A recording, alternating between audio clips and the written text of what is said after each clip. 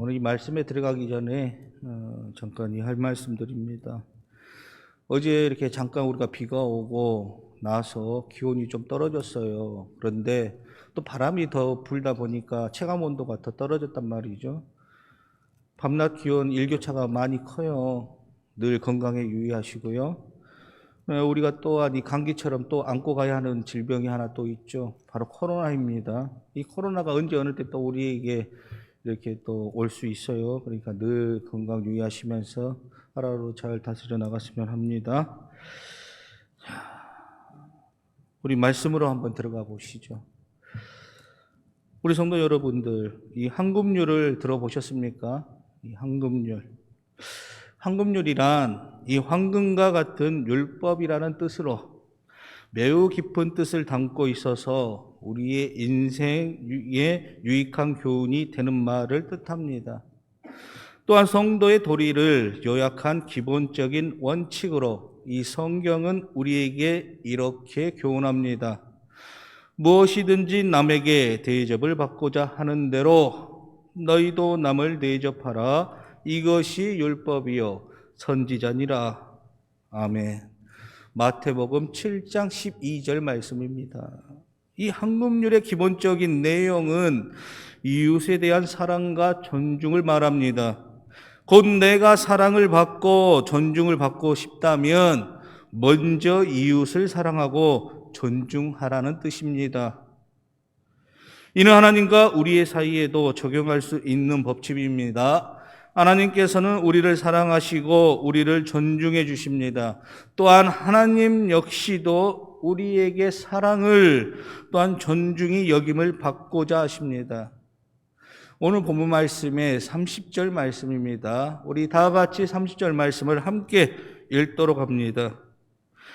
그러므로 이스라엘의 하나님 나 여호와가 말하노라. 내가 전에 내 집과 내 조상의 집이 내 앞에 영원히 행하리라 하였으나 이제 나 여호와가 말하노니 결단코 그렇게 하지 아니하리라. 나를 존중히 여기는 자를 내가 존중히 여기고 나를 멸시하는 자를 내가 경멸하리라. 아멘. 오늘 본문의 30절 이 말씀에서 하나님께서 우리에게 말씀하십니다. 나를 존중히 여기는 자를 내가 존중히 여기고 나를 멸시하는 자를 내가 경멸하리라. 그렇다면 오늘의 이 말씀인 사무엘상 2장 속에서 하나님을 존중히 여기는 자는 누구이며 하나님을 멸시하는 자는 누구입니까? 사무엘 2장에는 전체의 두 부분으로 나뉩니다. 이 전반부에는 한나의 노래가 나오고 후반부에는 사무엘과 이 엘리의 두 아들들에 관하여 나옵니다. 한나의 노래는 시 형식으로 되어 있기 때문에 함축적인 내용이 많습니다. 오늘 우리는 후반부 말씀을 보고자 합니다. 후반부의 주된 골격은 두 가지로 이야기로 형성되어 있습니다. 하나는 사무엘의 이야기고 또 하나는 이 엘리의 두 아들들에 관한 이야기입니다. 그런데 이 이야기를 꼼꼼히 읽다 보면 눈에 확 들어오는 게 있습니다. 바로 이 두 개의 스토리가 꽈배기를 얽히듯 반복해서 교차돼 나온다는 겁니다. 엘리의 두 아들들의 이야기를 한 번 했다가 이 사무엘의 이야기를 한 번 하는 그런 식입니다. 문제는 이 두 비교 그룹의 시작과 결말이 아주 극명한 대조를 보여주고 있습니다. 하나는 멸망으로 내리닫고 하나는 계속해서 승승장구하면서 잘하고 잘 됩니다. 사사시대가 하나님에 의해 종막이 고해지고 왕정시대가 임박해 있을 때에 끊어질 듯한 위기의 역사를 하나님의 언약으로 이어가기 위해서 한 사람이 필요합니다. 그 사람이 바로 사무엘입니다. 한 여인의 애통한 심정과 통곡의 기도를 통해서 하나님의 역사 속에 이 사무엘을 준비하셨습니다. 그렇게 해서 사무엘은 역사의 전면에 등장하게 되었습니다. 그런데 이 사무엘이 성장하는 과정을 엘리의 두 아들과 극명하게 대조시켜 놓습니다. 12절 말씀입니다. 엘리의 아들들의 행실이 나빠 여호와를 알지 못하더라. 엘리의 아들들의 행실이 나빠서 여호와 하나님을 알지 못했습니다. 어떠한 행실이었기에 나쁘다라고 표현을 했습니까? 이 성경의 기자가 그 다음에 일부러 아주 구체적인 이 행실을 기록해 놓습니다. 레위기를 보면 이 제사법이 나옵니다. 이 제사를 지낼 때 드리는 제물을 어떻게 대해야 하는지에 대해서 잘 설명이 되어 있습니다. 그런데 엘리의 두 아들이 이 제사장의 계열로서 그 제사를 섬기는 과정에서 어떠한 악행을 저질렀는지를 설명하고 있습니다. 13절 말씀입니다. 그 제사장이 백성에 행하는 관습은 이러하니 곧 어떤 사람이 제사를 드리고 그 고기를 삶을 때에 제사장의 사원들이 손에 3살 갈고리를 가지고 와서 관습이라고 표현을 했습니다. 즉, 이 일이 굉장히 지속적이고 반복적이며 오래되었다는 이야기입니다. 14절과 17절 말씀입니다. 그것으로 냄비에다 소대나 큰 소대나 가마에 찔러 넣어 갈고리에 걸려 나오는 것은 제사장이 자기 것으로 가지되 실로에서 그곳에 온 모든 이스라엘 사람에게 이같이 할 뿐 아니라 기름을 태우기 전에도 제사장의 사환이 와서 제사 드리는 사람에게 이르기를 제사장에게 구워드릴 고기를 내라. 그가 내게 삶은 고기를 원하지 아니하고 날 것을 원하신다 하다가 그 사람이 이르기를 반드시 먼저 기름을 태운 후에 내 마음을 원하는 대로 가지라 하면 그가 말하기를 아니라 지금 내게 내라. 그렇지 아니하면 내가 억지로 빼앗으리라 하였으니 이 소년들의 죄가 여호와 앞에 심히 크면 그들이 여호와의 제사를 멸시함이었더라. 사무엘상 2장 12절에서는 이 두 소년에 대해서 행실이 나빠서 여호와를 알지 못했다라고 규정했습니다. 그런데 행실이 나쁘고 여호와를 알지 못하는 결과가 이 여호와의 제사를 멸시하는 것으로 나타났습니다. 원래 레위기에 나와 있는 이 제사법의 순서를 보게 되면 평신도가 제물을 가지고 오면 제사장들이 먼저 가장 좋은 부분인 기름을 하나님께 드리고 태운 후에 나머지 부분을 아론 계열의 제사장 직책을 가진 자들이 취하도록 나와 있습니다. 그런데 홈리와 비나스는 이 기름진 것을 하나님 앞에 드리기도 전에 자기들이 먼저 취했다라는 겁니다. 그러니까 하나님보다 자기들이 먼저 이 예배를 받아버린 것이죠. 그것을 그들이 여호와의 제사를 멸시함이었더라라고 표현하고 있습니다.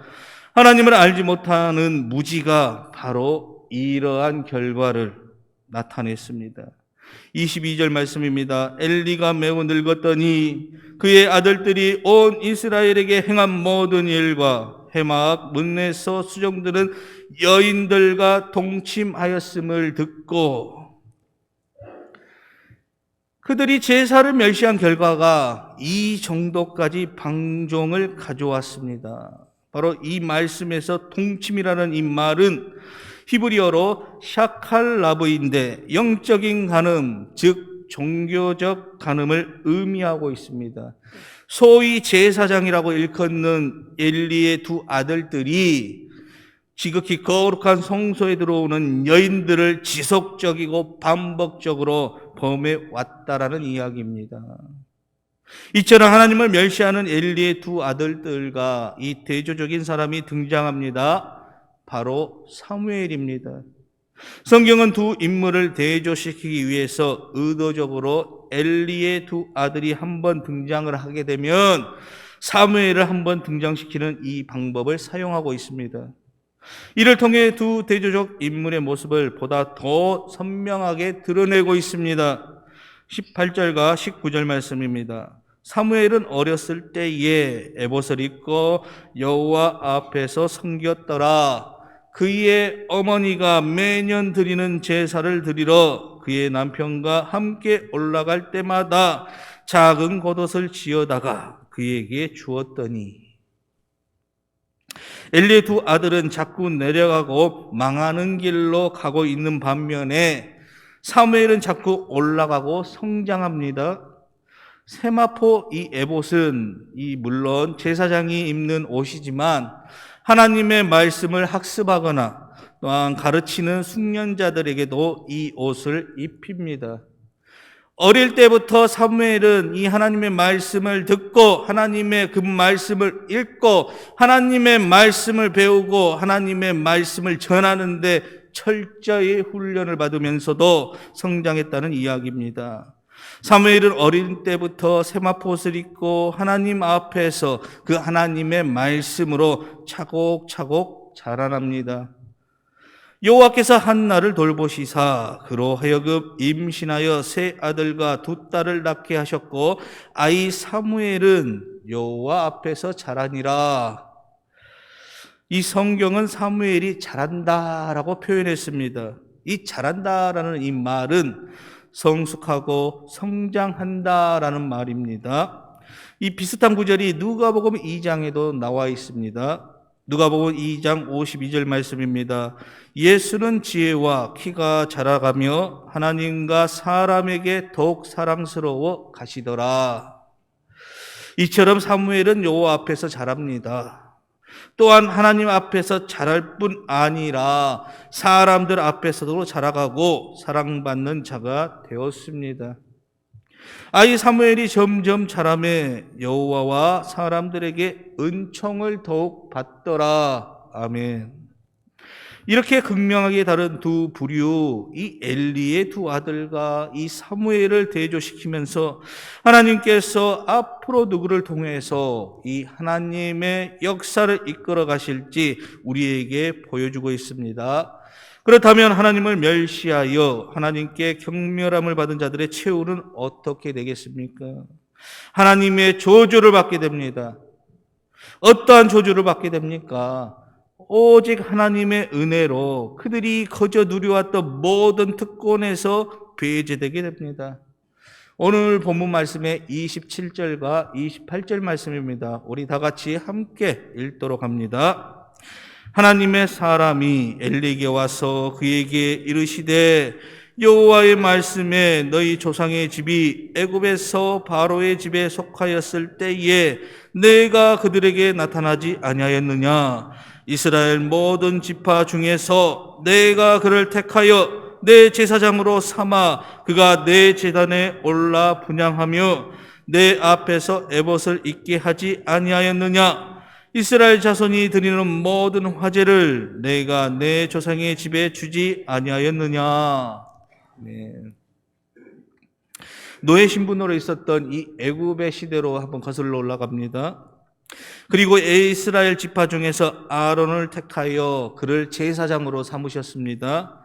이는 아론이 특별하다거나 아론이 영특하다거나 아론이 탁월함이 아니라 하나님의 은혜의 택함이었던 겁니다. 그러므로 이스라엘의 하나님 나 여호와가 말하노라. 내가 전에 내 집과 내 조상의 집이 내 앞에 영원히 행하리라 하였으나 이제 나 여호와가 말하노니 결탄코 그렇게 하지 아니하리라. 하지만 은혜로 택함받은 이 제사장의 특권을 잃어버리게 되었습니다. 또한 가문의 후손이 끊기는 이 저주를 받게 됩니다. 31절과 33절의 이 말씀에 보면 노인이 하나도 없게 하는 날이 이를지라 노인이 없을 것이며 내 집에서 출산되는 모든 자가 젊어서 죽으리라. 노인이 되기 전에 젊었을 때 가문의 대가 끊어질 것을 말씀하고 있습니다. 정말 두려운 이 저주의 말씀입니다. 그렇다면 하나님을 존중히 여겨서 하나님으로부터 존중이 여김받은 자는 어떻게 됩니까? 35절의 말씀에 보면 내가 그를 위하여 견고한 집을 세우리니 그가 나의 기름 부음을 받은 자 앞에서 영구히 행하리라. 그 가문을 견고히 세우시고 기름 부음을 받은 자 곧 앞으로 세워질 이스라엘의 왕 앞에서 이 제사장의 직분을 수행할 것을 말씀하고 있습니다.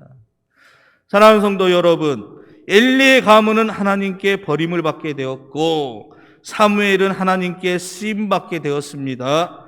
엘리의 가문은 왜 버림을 받았고 사무엘은 왜 쓰임을 받게 되었습니까? 엘리의 두 아들들은 하나님을 멸시하였고 사무엘은 그 하나님을 존중히 여겼기 때문입니다. 이는 우리 역시도 마찬가지입니다.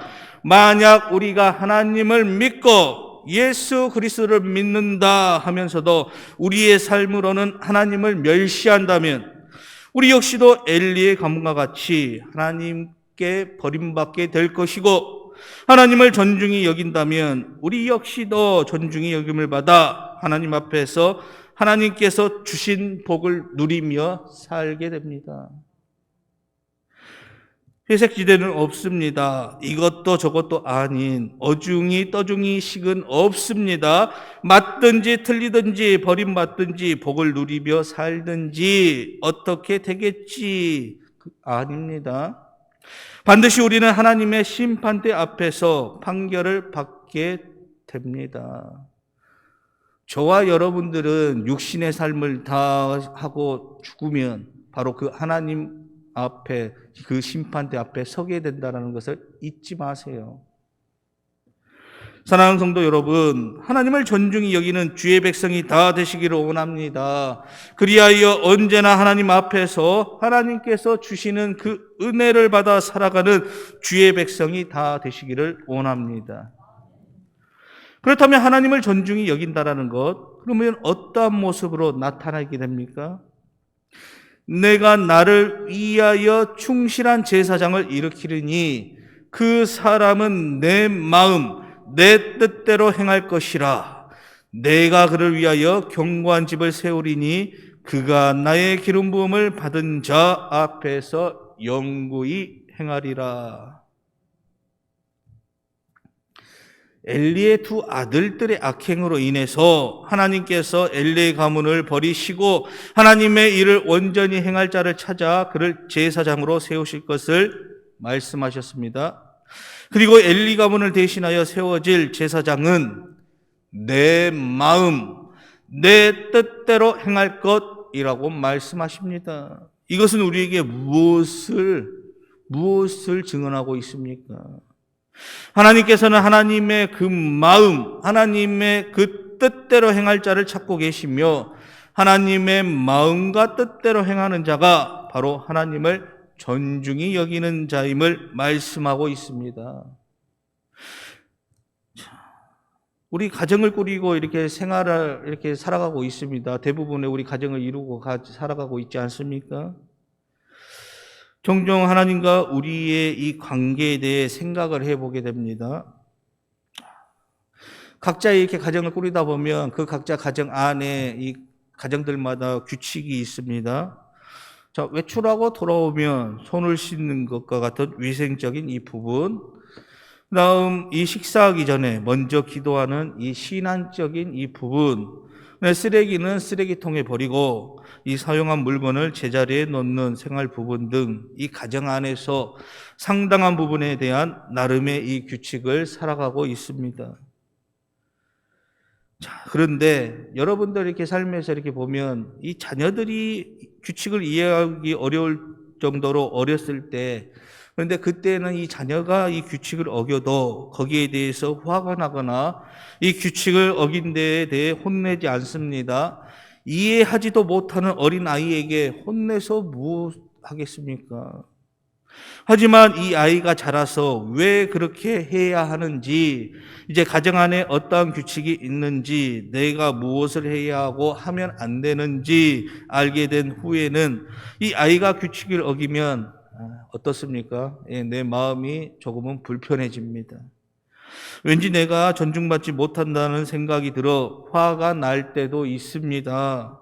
이처럼 불완전한 사람이 세운 규칙에 대해서도 마음이 이러할진대 완전하신 그 하나님께서 세우신 뜻과 그러한 삶의 법칙, 규칙들을 우리가 어길 때에 하나님의 마음이 어떠시겠습니까? 우리가 하나님의 뜻을 도무지 알 수 없는 갓난아이와 같을 때에는 주님께서도 우리의 연약함을 용서하십니다. 하지만 우리가 육신이 성장함에 따라서 충분한 이 육체적으로 이렇게 자라면서 어쩌니 영적인 갓난아이와 같다면, 이 말씀 안에서 성장하지 않고 계속 그 자리에 머물러 있다면 오히려 하나님의 말씀과 뜻을 알고 있음에도 나의 육신의 정욕을 쫓아 말씀에 불순종함으로 이 하나님을 멸시한다면 하나님께서도 우리를 경멸하시고 우리를 징계하신다라는 거죠.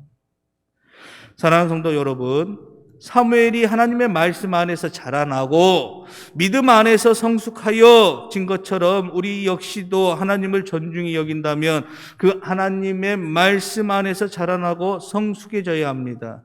하지만 우리의 모습을 보면 참으로 안타까울 때가 많이 있습니다. 그렇죠. 1년, 5년, 아니 10년, 이 30년의 신앙의 연수가 더해질수록 더욱 힘써 하나님의 마음을 가지고 하나님의 뜻대로 행해야 하지만 어떻게 된 게 갈수록 우리의 삶은 영적으로 곤두박질 칠 때가 있다라는 거죠.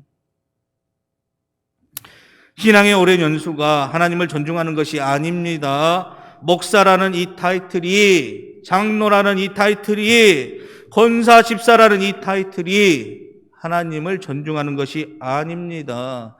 신앙의 연수만큼 성장하고 하나님의 말씀에 순종하며 살아가는 것이 바로 하나님을 존중히 여기는 자입니다. 오늘 두 가문을 기억하십시오. 이 제사장이라는 타이틀을 가졌지만 말씀 안에서 전혀 성장이 없고 오히려 하나님의 말씀에 불순종하며 하나님의 제사를 멸시하였던 이 엘리 가문의 최후와 비록 어린아이지만 하나님의 말씀 안에서 자라고 하나님의 말씀 안에서 성장하며 하나님의 그 마음과 하나님의 그 뜻대로 행함으로 하나님께서 견고한 집을 세워주셨던 사무엘을 기억하시기 원합니다. 그리하여 온전한 삶, 믿음의 길, 하나님을 존중히 여김을 통해 하나님께 존중히 여김을 받는 주의 백성이 다 되시기를 원합니다. 자, 여러분, 남에게 대접받고자 하는 자 먼저 남을 존중하세요. 내가 먼저 존중받기보다 내가 먼저 남을 존중해야지 우리도 존중을 받는다라는 거 잊지 마세요. 그거 주님이 말씀하셨잖아요. 내가 너희들에게 성경을 받으러 이 땅에 온 것이 아니라 오히려 내가 너희들을 섬겨서 이 대속제물로, 이생의 대속제물로 드리러 이 땅에 오셨다라고 우리에게 말씀하지 않으셨습니까? 주님의 말씀이에요. 우리는 예수 그리스도의 그 말씀에 순종하며 그 예수 그리스도의 제자된 삶을 살아가는 그리스도인 아닙니까? 주님은 우리를 위해서 우리를 섬기러 오셨듯이 우리도 그 주님의 모습에, 그 삶의 모습을 닮아 이 땅에서 살아내야 되지 않겠습니까? 바로 그러한 삶이 바로 하나님을 존중히 여기는 삶입니다. 말씀을 마치도록 합니다. 우리가 하나님께 존중히 여김을 받으려면 우리 역시 하나님을 존중히 여겨야 합니다. 하나님을 존중히 여김은 바로 우리에게 분명하게 주신 그 하나님의 말씀, 그 하나님의 그 말씀을 붙들고 그 말씀을 통해 선명하게 드러난 그 하나님의 마음, 그 하나님의 뜻을 쫓아 살아가는 겁니다. 신앙의 연수를 자랑하는 것이 아닙니다. 맨날 내가 모태신앙이니, 내가 몇 대째 신앙생활을 했느니 아무 필요 없어요. 말씀과 경건의 훈련을 통하여 믿음이 성장하고 나의 삶이 변화되어지는, 그래서 삶을 통해 하나님께 존중히 여기는 그 주님의 백성의 삶을 살아내야 한다는 거죠. 그렇게 해야지만이 이제는 우리의 그 믿음의 신앙을 우리의 다음 자녀들에게, 다음 세대들에게 증거해 싶지 않겠습니까? 내가 그 하나님의 말씀에 소중히 여기지 않고 그 하나님의 말씀에 순종하지 않는데 어떻게 우리 자녀들에게, 우리의 후손들에게 또한 그 믿음의 신앙의 유산을 물려줄 수 있겠습니까? 그렇기 때문에 매일의 삶 가운데서 우리가 늘 말씀과 경건의 훈련을 게을리하면 안 되겠습니다. 늘 기도함으로 그러한 것들 성령 하나님께서 우리를 이끄시는 대로 순종함으로 나아갈 수 있는 그 믿음의 신앙인으로서의 이 삶을 우리는 살아내야 하는 것이죠. 그렇기 때문에 이 한 주간에도 그 하나님을 존중히 여기며 살아가는 저와 여러분이 되시기를 주님의 이름으로 축원합니다. 아멘. 기도합니다. 하나님, 내가 하나님께 존중히 여김을 받으려면 나 역시 하나님을 존중히 여겨야 하는 줄을 알고 있습니다. 그런데 아직까지도 나의 이 연약함으로 하나님의 그 말씀을, 하나님의 그 뜻을 쫓아 살아가지 못할 때가 너무나도 많이 있습니다. 아직까지도 나의 마음이 온전히 하나님께 향하지 못하고 아직도 이 정욕과 이 땅의 삶에 머물러 있기 때문 아니겠습니까? 이제는 우리들의 이 연약한 이 마음을 버려야 할 줄로 믿습니다. 늘 하나님의 그 말씀과 경건의 훈련을 통하여 우리의 믿음을 성장시키고 우리의 삶이 변화되어지기를 원합니다. 성령 하나님께서 우리를 이끄시는 대로 순종하며 나아갈 수 있는 믿음을 먼저 허락하시고 또한 성령 하나님께서 이끄시는 대로 그러한 삶을 살아내었을 때 분명 하나님께서 우리들의 삶을 바라보시고 기뻐하시고 즐거워하실 줄을 믿습니다. 그렇기에 한 주간의 이 삶 속에서도 하나님이 보시기에 합당한 삶을 살아갈 수 있는 그 믿음을 허락하여 주옵소서. 예수님의 이름으로 기도드립니다. 아멘.